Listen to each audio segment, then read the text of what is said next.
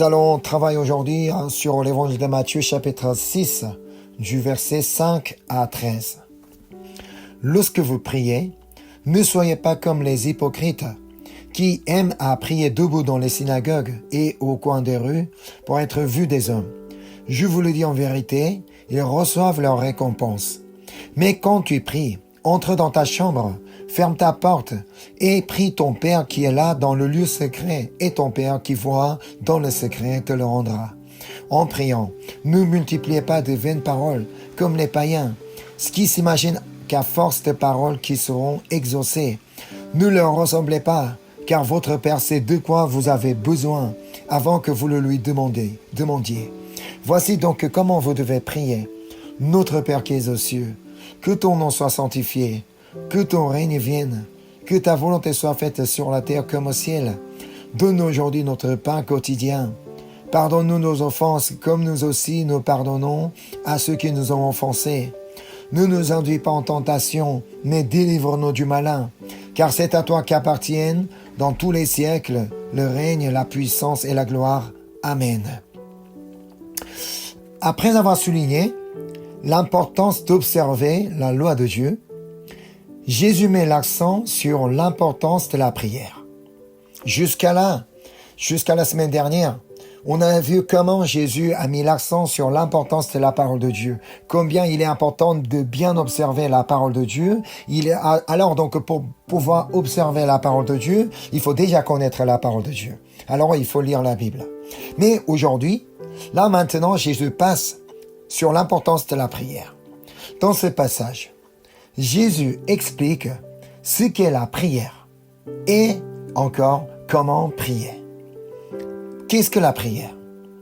D'après le dictionnaire Larousse, la définition de prière est acte religieux par lequel on s'adresse à Dieu, à un saint, pour exprimer une demande, rendre grâce, adorer, etc. Et encore, formule par laquelle on s'adresse à Dieu, à un saint, etc. Est-ce que vous êtes d'accord avec cette définition? Ce n'est pas faux, mais ce n'est pas juste non plus. Comme dit le dictionnaire, la prière est un acte par lequel on s'adresse à Dieu, mais pas à un saint. C'est ce que font les catholiques et les orthodoxes. Ils prient les saints pour leur demander d'intercéder, étant donné qu'ils sont déjà dans les cieux auprès de Dieu. Alors si jamais on leur demande de demander à Dieu, de faire l'intercession à Dieu, peut-être ils vont pouvoir nous aider, ils vont parler directement à Dieu à côté, que Dieu va pouvoir répondre plus rapidement à nos prières. Mais, d'après ce que Jésus dit, réfléchissez si c'est vraiment nécessaire. On va aller voir l'évangile de Jean, chapitre 14, versets 12 à 14. En vérité, je vous le dis, celui qui croit en moi fera aussi les œuvres que je fais, et il en fera de plus grandes, parce que je m'en vais au Père. Et tout ce que vous demanderez en mon nom, je le ferai, afin que le Père soit glorifié dans le Fils. Si vous demandez quelque chose en mon nom, je le ferai. C'est ce que Jésus a dit. Si vous demandez quelque chose en mon nom, je le ferai. Jésus dit que celui qui croit en moi, en lui, fera aussi les œuvres qu'il fait, et il en fera de plus grandes, parce qu'il s'en va au Père. C'est l'épître aux Romains, chapitre 8, verset 4, nous dit ce que Jésus fait auprès du Père. Qui les condamnera? Christ est mort. Bien plus, il est ressuscité. Il est à la droite de Dieu et il intercède pour nous. Jésus lui-même intercède pour nous. On n'a pas besoin d'autres personnes. Alors pourquoi nous avons besoin d'autres saints, encore Marie, pour leur demander l'intercession? Est-ce qu'ils sont morts pour nous? Est-ce qu'ils sont ressuscités pour nous? Non, même pas. Alors nous n'avons qu'à nous adresser à Dieu directement en nom de Jésus. parce que Dieu nous a donné le nom de Jésus. C'est pourquoi 1 Timothée, chapitre 2, verset 5 dit ainsi. Car il y a un seul Dieu et aussi un seul médiateur entre Dieu et les hommes, Jésus-Christ homme. Il y a un seul médiateur entre Dieu et nous, Jésus-Christ. C'est pourquoi il nous a dit, si vous demandez quelque chose en mon nom, je le ferai. C'est Jésus lui-même qui lui a dit, parce qu'il en est capable. Alors, la définition que donne le dictionnaire n'est pas correcte. Nous, on devrait définir ainsi. La prière est un acte par lequel on s'adresse à Dieu pour exprimer une demande, rendre grâce, adorer, etc. Je ne sais pas si vous avez remarqué que j'ai supprimé le mot religieux. Parce qu'à la base, le dictionnaire dit que la prière est un acte religieux par lequel on s'adresse à Dieu. Oui, c'est vrai que tous ceux qui sont adeptes à une religion prient à leur Dieu. C'est pour ça que le dictionnaire dit acte religieux. C'est ce que font tous les religieux. Mais, pour nous croyons qu'il y a un seul Dieu et aussi un seul médiateur entre Dieu et les hommes, comme dit 1 Timothée 2,5. Est-ce que vous en croyez? On ne croit pas en un Dieu parmi d'autres dieux, mais en l'unique vrai Dieu. C'est ce que dit Deutéronome chapitre 6, verset 4. Écoute Israël, l'Éternel notre Dieu est le seul éternel. Il n'y a pas d'autre. Il n'y a pas d'autre Dieu. Il n'y a pas d'autre créateur. Il n'y a pas d'autre sauveur. Il est le seul Dieu. Il est le seul éternel. C'est pourquoi les Actes des Apôtres chapitre 4 verset 12 dit ainsi. Il n'y a de salut en aucun autre, car il n'y a sous le ciel aucun autre nom qui ait été donné parmi les hommes, par lequel nous devions être sauvés. C'est au nom de Jésus-Christ que nous pouvons être sauvés. C'est au nom de Jésus-Christ que nous pouvons être guéris. Au nom de Jésus-Christ que nous pouvons prier Dieu. Notre prière ne devrait pas donc être un acte religieux parmi d'autres. Notre prière est une communication avec Dieu. Autrement, relation avec Dieu. C'est ce que Jésus a voulu apprendre à ses disciples ainsi qu'à ceux qui l'écoutaient. Alors, revenons au passage d'aujourd'hui. Matthieu 6, verset 5. Lorsque vous priez, ne soyez pas comme les hypocrites, qui aiment à prier debout dans les synagogues et au coin des rues, pour être vus des hommes. Je vous le dis en vérité, ils reçoivent leur récompense. Ces hypocrites aiment à prier debout dans les synagogues et au coin des rues, parce que pour eux, la prière est un acte religieux. Ils prient dans le but de montrer aux autres comme quoi ils sont attachés à leur religion. Vous me voyez, vous voyez comment je prie, combien de temps je prie. Je suis un vrai croyant. Voyez, je suis un religieux. C'est comme ça qu'un religieux se comporte. Leur objectif n'est pas communiquer avec Dieu, mais montrer aux autres comment ils prient. C'est pourquoi Jésus les appelle hypocrites. Ils font semblant, leur prière n'est pas pour communiquer avec Dieu, mais c'est pour être vu par les autres. C'est pourquoi Jésus dit d'entrer dans sa chambre pour prier. C'est ce que dit le verset 6. Mais quand tu pries, entre dans ta chambre, ferme ta porte et prie ton Père qui est là dans le lieu secret, et ton Père qui voit dans le secret te le rendra. La prière est une communication avec Dieu. C'est pourquoi il faut qu'on entre dans notre chambre, fermons la porte, afin qu'on puisse avoir un temps personnel avec lui, un temps de dialogue avec lui. La prière est donc un temps de dialogue avec Dieu. On parle, il me parle. on échange la parole. Bien sûr, on peut lui demander ce qu'on veut. Parce que c'est ce que Jésus nous a dit. Tout ce que vous demanderez en mon nom, je le ferai. Alors, on peut demander ce qu'on veut. Mais aussi, on doit attendre ce qu'il veut nous dire. Il ne suffit pas de dire, Seigneur, donne-moi ça, fais-moi ça, aide-moi, tout. On parle, on ne fait que parler. Si on ne cherche pas à l'écouter, ce n'est pas une prière. Il sait déjà de quoi nous avons besoin. Alors, nous n'avons pas à répéter 1000 fois ce qu'on a besoin dans notre vie. C'est ce que Jésus dit à la suite. Matthieu 6, du verset 7 à 8. En priant, ne multipliez pas de vaines paroles, comme les païens, qui s'imaginent qu'à force de paroles qui seront exaucées. Ne leur ressemblez pas, car votre Père sait de quoi vous avez besoin avant que vous le lui demandiez. Dans ce cas, on peut se demander, on n'a pas besoin de prier. Alors que Dieu sait déjà de quoi nous avons besoin avant qu'on le lui demande. Ou encore, on n'a qu'à faire une courte prière parce qu'on a dit qu'on n'a pas à multiplier des paroles. Alors, on n'a qu'à faire une toute petite courte prière. Une seule fois, ça suffit. Non. Jésus nous explique ce qu'il convient de demander dans nos prières.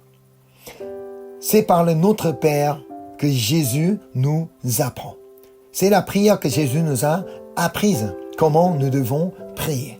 C'est dans cette prière-là que nous allons comprendre qu'est-ce que la prière et comment prier Dieu. Donc c'est la suite. Matthieu chapitre 6, verset 9.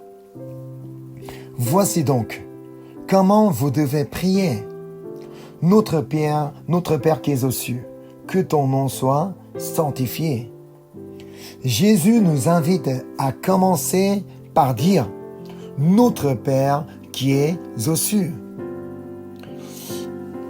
Ça veut dire, il est important de savoir à qui je m'adresse. C'est à notre Père que nous prions. En fait, comme nous pouvons lire ici, Jésus ne nous apprend pas à faire la prière pour soi-même, mais une prière collective. Ce n'est pas une prière personnelle, c'est une prière collective. Car le Notre Père est formulé à la première personne du pluriel. Déjà, on commence par notre Père, pas mon Père. Là, Jésus nous apprend à prier par commencer notre Père. Alors, Dieu veut que nous prions pour les uns les autres. Autrement, Dieu désire que nous intercédions les uns en faveur des autres. Oui, comme je l'ai dit, on n'a pas à demander au Saint qu'il intercède pour nous. Par contre, nous avons à prier pour les uns les autres. On peut se demander ici, mais alors pourquoi on n'a pas à demander au Saint qu'il intercède pour nous, et que on peut prier, on peut intercéder pour quelqu'un d'autre? Parce que Dieu veut que nous aimions les uns les autres. Prier pour quelqu'un est une manière de l'aimer. Alors, quand nous demandons la prière à quelqu'un, on lui demande un acte d'amour. Ce n'est pas forcément quelque chose d'autre que je demande. C'est ça, parce que Dieu veut qu'on aime, qu'on s'aime, qu'on puisse aimer les uns les autres. C'est pour ça qu'on prie pour quelqu'un d'autre. Et on peut aussi demander la prière pour quelqu'un d'autre. On ne peut pas prier pour quelqu'un qu'on n'aime pas. C'est ça. C'est pourquoi Jésus dit qu'on doit commencer notre prière par invoquer notre Père. Oui, nous prions à notre Père qui est aux cieux. Mais quand on dit les cieux, on ne désigne pas forcément le ciel visible au-dessus de nous. Ils font une référence à une réalité spirituelle dont la présence de Dieu. Notre Père n'est pas limité dans l'espace, il est omniprésent. Étant donné que le ciel est partout où nous sommes, pareil, Dieu est partout où nous sommes. Alors, Notre Père qui est aux cieux est une manière de dire notre Père est partout où nous sommes.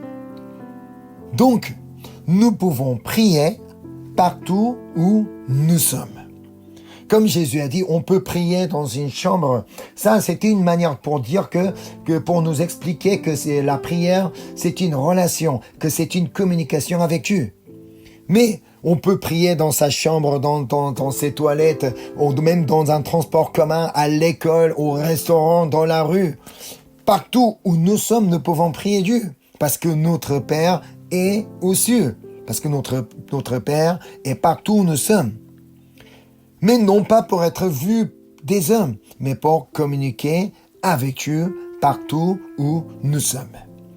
Ensuite, ce que nous devons prier est que ton nom soit sanctifié. Pourtant, le nom de Dieu est déjà saint. Le nom de Dieu est déjà sanctifié. Alors, pourquoi prions-nous que le nom de Dieu soit sanctifié? C'est une manière de dire que le nom de Dieu ne soit pas souillé à cause de nous. Le nom de Dieu ne soit pas déshonoré à cause de nous. La fois précédente, nous avons travaillé sur la parabole de celle de la terre et la lumière du monde. Si nous perdons notre saveur en tant que sel, les non-croyants ne pourront pas entendre la parole d'amour.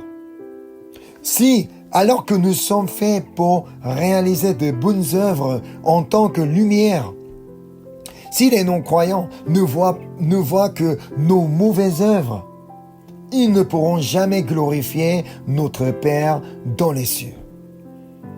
À cause de nos mauvaises paroles blessantes et à cause de nos mauvaises œuvres, nous pouvons souiller, déshonorer le nom de Dieu. À cause de nous, le nom de Dieu peut être profané. À cause des chrétiens qui se comportent mal, à cause des chrétiens qui parlent mal, à cause des chrétiens qui violent la loi, des lois, comme ils veulent. C'est pourquoi il est important de prier pour nous. Seigneur, que ton nom soit sanctifié.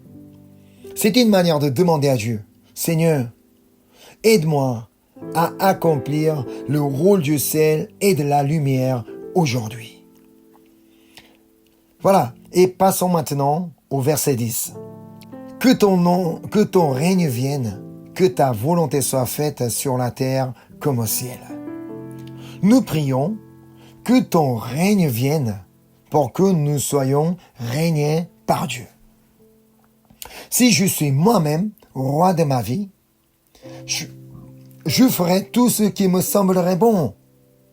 Selon notre désir charnel, selon notre convoitise, on fera tout ce qu'on veut. Car moi-même, je juge ce qui est bon ou mauvais. Alors que Dieu dit que non, c'est pas bon. Mais moi, comme je suis moi-même le juge, que moi-même je le roi, alors je décide moi-même tout. Ah bon, bah ça c'est bon, c'est pas grave, donc c'est bon pour moi, alors c'est toujours bon pour moi. Voilà, si c'est le cas, le nom de Dieu ne peut pas être sanctifié. C'est ce qui s'est passé à l'époque des juges. C'est ce qu'on peut lire dans le livre des Juges, chapitre 21, verset 25. En ce temps-là, il n'y avait point de roi en Israël. Chacun faisait ce qui lui semblait bon. C'est ce qui se passe quand il n'y a pas de roi en soi-même. Chacun fait ce qui lui semble bon. Mais lorsque le règne de Dieu vient en nous, nous serions régnés par Dieu. Donc nous allons suivre sa loi et ses directives. Il est donc important que son règne vienne en nous, car c'est ainsi que nous allons pouvoir accomplir le rôle du sel et de la lumière. Ensuite, nous devons prier que ta volonté soit faite sur la terre comme au ciel. Comme je l'ai déjà dit, nous pouvons demander tout ce qu'on veut à Dieu. nous sommes autorisés à lui demander tout ce qu'on veut. Mais Dieu ne répond pas forcément à toutes nos prières. Car il peut dire non à ce qu'on a demandé. Il peut très bien nous dire, c'est une manière de répondre, il répond à toutes nos prières. Parfois, il peut dire oui, d'accord, je te le donne. Parfois, il peut nous dire non, ça, je ne peux pas te le donner. Rappelez-vous, non pas parce qu'il ne veut pas, mais parce que cela ne convient pas avec sa volonté. Rappelez-vous ce que Jésus a dit juste avant de parler de notre Père. Car votre Père sait de quoi vous avez besoin avant que vous le lui demandiez. Il connaît ce dont nous avons besoin actuellement. Alors, il ne peut que nous donner ce qui est meilleur pour nous. Même si ce n'est pas ce que j'ai demandé et attendu. Il faut savoir que c'est la volonté de Dieu. Ce que Dieu nous donne est la meilleure pour nous. Il peut refuser ce qu'on lui a demandé, mais ce qu'il nous donne, c'est ce qui est meilleur pour nous. C'est pourquoi Jésus nous a montré un exemple avant d'être arrêté. C'est ce qu'on peut lire dans l'évangile de Matthieu, chapitre 26, verset 39. Puis, ayant fait quelques pas en avant, il se jeta sur sa face. C'est une manière de prier en tant qu'une personne qui est régnée par Dieu, parce que, en tant que serviteur devant son roi, on s'incline et prie ainsi. Mon Père, s'il est possible que cette coupe s'éloigne de moi, toutefois, non pas ce que je veux, mais ce que tu veux. C'est ça. Que ta volonté soit faite sur la terre comme au ciel. Seigneur, réponds-moi à ma demande. Toutefois, non pas ce que je veux, mais ce que tu veux. C'est ainsi que nous allons pouvoir rendre grâce en toutes choses. Même si Dieu a refusé de répondre à ma prière, même si Dieu a dit non à ce que je lui ai demandé, je peux toujours lui rendre grâce parce que je sais qu'il me donnera encore de meilleures choses qu'il a préparées pour moi. Allez, revenons donc au Notre Père de passage d'aujourd'hui, le verset 11. Donne-nous aujourd'hui notre pain quotidien. Nous, c'est vrai, on peut demander à Dieu tas de choses. On peut lui demander aussi l'abondance. Seigneur, remplis-moi. Donne-moi la richesse en abondance. Tout ce que je veux en abondance. Mais rappelez-vous, la manne que Dieu a donnée au peuple d'Israël pendant qu'ils étaient dans le désert. Dieu leur a donné leur pain quotidien. Ce qui était nécessaire pour ce jour-là. Dieu connaît nos besoins. Il connaît tout. Mais s'il ne me donne pas en abondance, c'est pour nous. Ce n'est pas parce qu'il ne nous aime pas, non pas parce qu'il n'en est pas capable. Il me donne, même s'il me donne une petite quantité, c'est pour nous.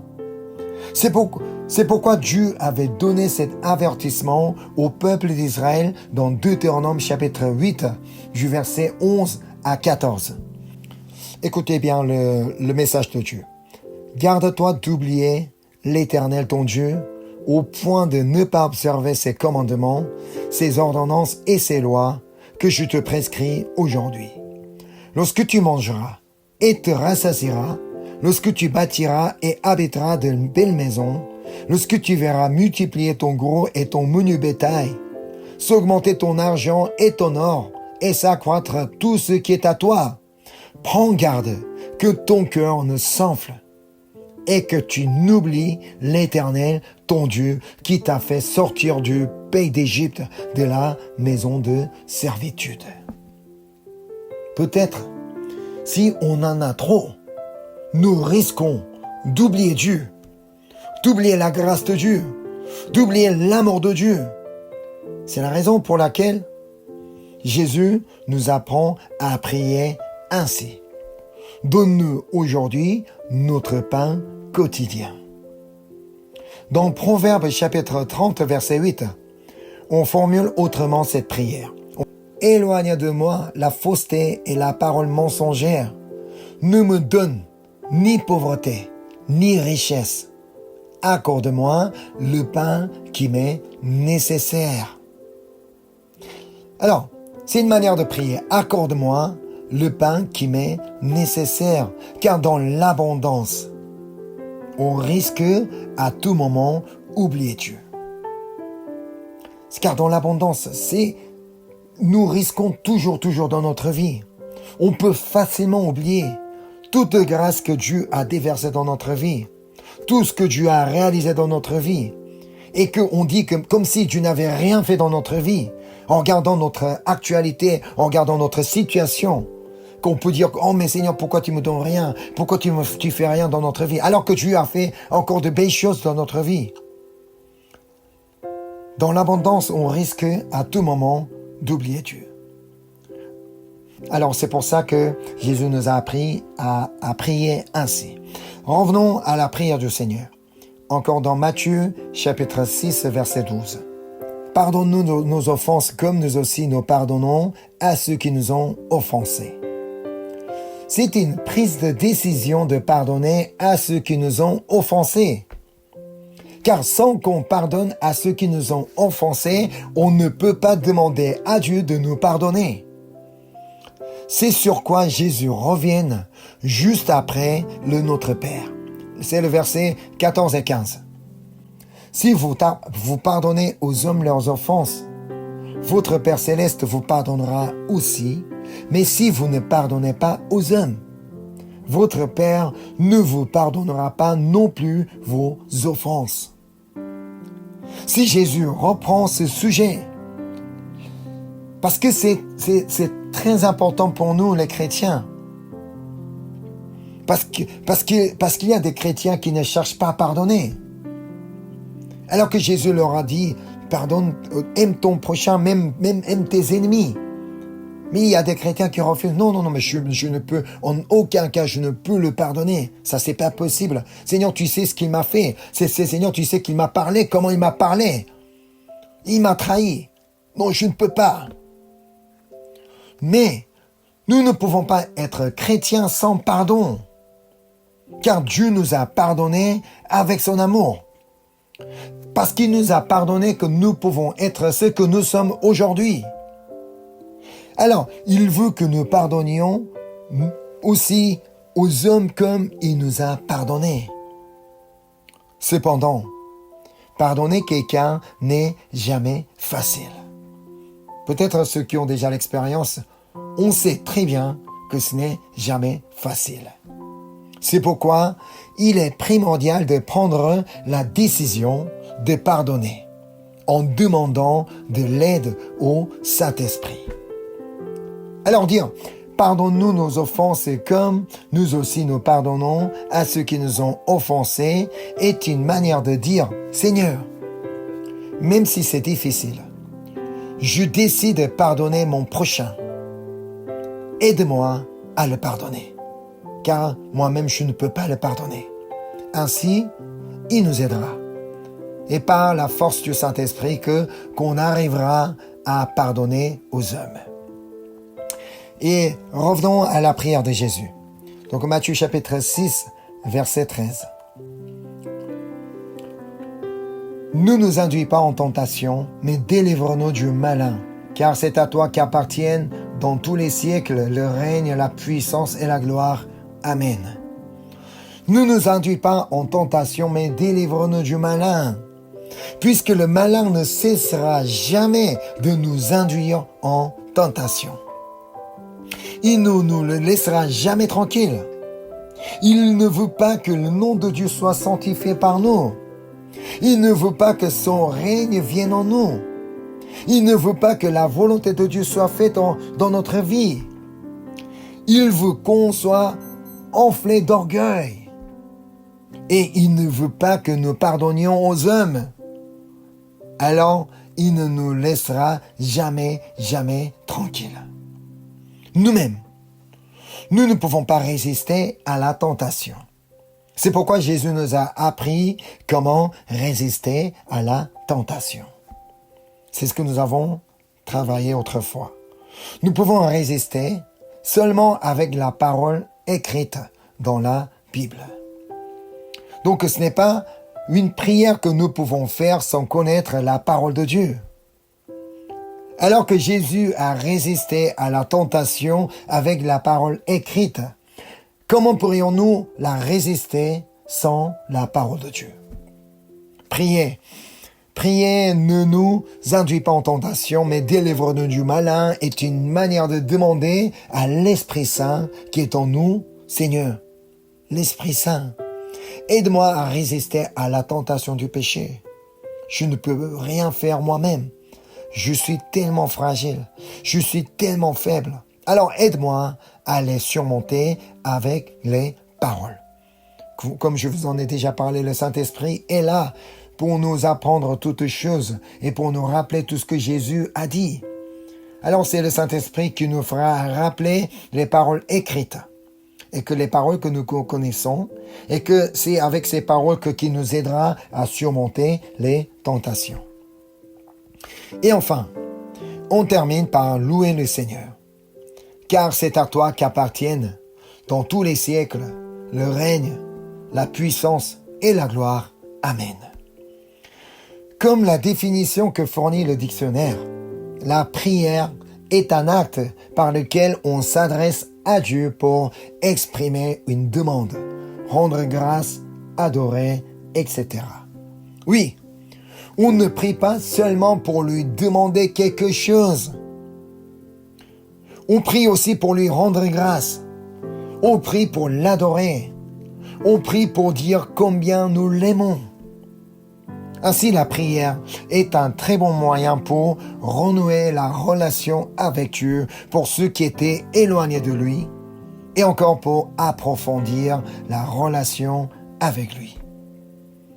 Tout comme plus on parle avec quelqu'un, plus on apprend à le connaître et à se rapprocher de lui. De même, c'est par la prière que nous pouvons nous rapprocher davantage du Seigneur. Parce que la prière est une communication avec Dieu, est un dialogue avec Dieu. C'est un moyen de fortifier la relation avec Dieu. Alors, ne coupez pas la communication avec Dieu. Alors, peut-être avec quelqu'un de proche dans notre vie, sans qu'on discute avec cette personne, sans qu'on parle avec cette personne, on ne peut pas continuer à maintenir la relation. C'est pareil. Si on coupe la communication avec Dieu, on ne peut plus garder la relation avec Dieu. Alors c'est pourquoi il veut qu'on continue à prier. Il veut nous entendre à tout moment. C'est pourquoi 1 Thessaloniciens chapitre 5 verset 17 dit ainsi: priez sans cesse. Ce n'est pas pour nous embêter qu'il nous dit ainsi, mais parce qu'il nous aime, parce qu'il veut nous entendre. Autant qu'on veut parler beaucoup avec la personne qu'on aime, Dieu veut communiquer avec nous par le moyen de la prière. Il veut nous entendre et il veut nous parler. Ne priez pas seulement lorsque vous avez des problèmes. Ne priez pas seulement avant le repas. Priez sans cesse. Car on peut à tout moment prier à notre Père qui est partout où nous sommes. On n'est pas restreint pour la prière. Sans forcément fermer les yeux, on peut toujours lui adresser la parole, même en marchant dans la rue. Ça, c'est possible. Même au lit. Même peut-être partout où nous sommes, même à l'école, au travail. On peut toujours lui adresser la parole. Si vous ne savez pas quoi dire à Dieu, vous n'avez qu'à réciter la prière que Jésus nous a apprise. Je vous relis le Notre Père. Notre Père qui es aux cieux, que ton nom soit sanctifié, que ton règne vienne, que ta volonté soit faite sur la terre comme au ciel. Donne-nous aujourd'hui notre pain quotidien. Pardonne-nous nos offenses comme nous aussi nous pardonnons à ceux qui nous ont offensés. Ne nous induis pas en tentation, mais délivre-nous du malin. Car c'est à toi qu'appartiennent dans tous les siècles le règne, la puissance et la gloire. Amen. Priez. Priez afin que vous puissiez jouer le rôle du sel et de la lumière du monde. Priez afin que vous soyez régnés par Dieu. Et encore priez afin que la volonté de Dieu soit faite dans votre vie. Et encore priez afin que Dieu vous donne le pain qui vous est nécessaire. Et priez afin que vous pardonniez à ceux qui vous ont offensé. Priez afin que vous ne soyez pas induits en tentation et que vous soyez délivrés du malin. Et enfin, priez aussi pour lui rendre grâce, pour l'adorer, pour le louer, pour le célébrer, pour l'élever. Parce qu'il veut nous entendre. Il est là. Notre Père qui est aux cieux, ça veut dire il est partout où nous sommes. Mais actuellement, là où nous faisons cette étude biblique, il est avec nous. Il veut nous entendre. C'est pourquoi il nous dit prier sans cesse. Ainsi, nous allons pouvoir approfondir notre relation avec Dieu chaque jour de notre vie. Jésus nous a appris ce qu'est la prière et comment nous devons prier. Alors je vous demande de vraiment continuer à prier comme Jésus nous a appris à prier. Alors je vous bénis au nom de Jésus-Christ.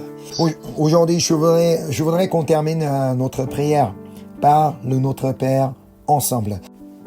Notre Père qui es aux cieux, que ton nom soit sanctifié, que ton règne vienne, que ta volonté soit faite sur la terre comme au ciel.